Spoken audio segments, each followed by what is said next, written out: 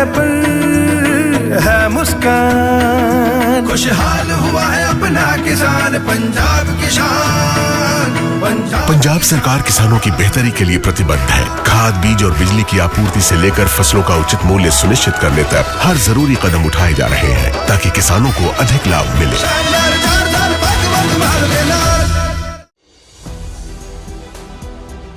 नमस्कार, मैं फिजा, स्वागत है आप सभी का 4 PM न्यूज में। दोस्तों, 28 फरवरी का वो दिन जब इतिहास के पन्नों में कुछ ऐसा हुआ जिसकी कभी किसी ने कल्पना भी नहीं की थी। इजराइल ने ईरान पर हमला किया जिसमें ईरान के सुप्रीम लीडर खामेनेई की मौत हो गई, जिसके बाद ईरान ने ऐसा कदम उठाया कि अमेरिका और इजराइल जैसे सुपर पावर देश की भी हालत खराब कर दी। लेकिन दोस्तों, उस वक्त बहुत से सवाल ऐसे थे जिसका जवाब किसी को नहीं मिला था और एक बार फिर कुछ ऐसा हुआ है जिसके बाद फिर से वही सवाल चर्चे में आ गया है। दरअसल आप सभी को याद होगा कि उस वक्त अमेरिका ने दावा किया था कि ईरान पर हमला करने के लिए सऊदी अरब ने दबाव बनाया था और अमेरिका तो हमले के लिए तैयार ही नहीं था।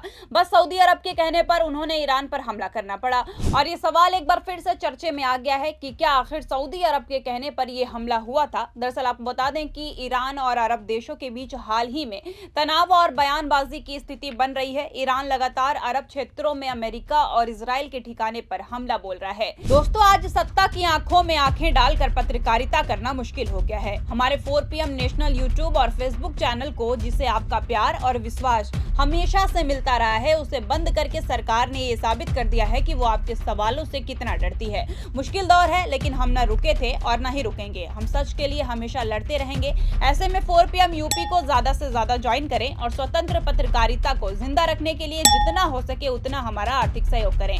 आपके सहयोग से ये जंग हम जीत कर रहेंगे।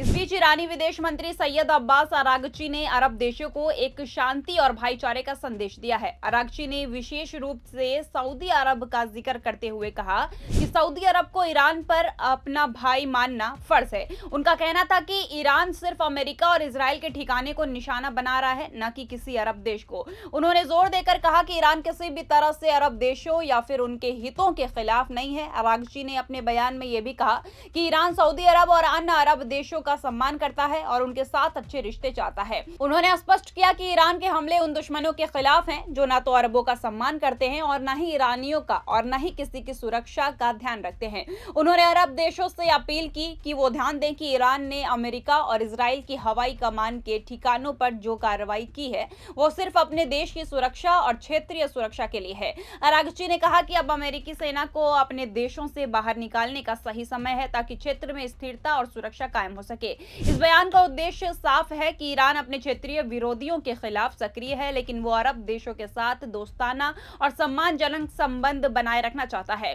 दोस्तों, जब जंग शुरू हुई थी तब ये खबर बहुत चर्चे में थी और हैरान कर देने वाली थी। असल में उस समय वाशिंगटन डीसी से खबर आई थी कि सऊदी अरब के क्राउन प्रिंस मोहम्मद बिन सलमान ने अमेरिकी राष्ट्रपति डोनाल्ड ट्रंप को कई बार कॉल किए थे। इन कॉलों का मकसद था कि ट्रंप को ईरान पर हमला करने के लिए राजी करना। वॉशिंगटन पोस्ट ने इस मामले की जानकारी 4 ऐसे लोगों से ली जो इस घटना के बारे में पूरी तरह वाकिफ हैं। इस सूत्रों के मुताबिक सऊदी क्राउन प्रिंस मोहम्मद बिन सलमान ने पिछले महीने ट्रंप को कई प्राइवेट फोन कॉल किए और हर बार उनसे आग्रह किया कि ईरान पर हमला किया जाए। रिपोर्ट में यह भी कहा गया कि डोनाल्ड ट्रंप शुरुआत में कोई शांतिपूर्ण या डिप्लोमेटिक समाधान ढूंढना चाहते थे। वो चाहते थे कि किसी तरह बातचीत और कूटनीति से मामले को सुलझाया जा सके, लेकिन मोहम्मद बिन सलमान इस बात पर जोर दे रहे थे कि सिर्फ सैन्य कार्रवाई ही सही रास्ता है और ईरान पर हमला करना ही चाहिए।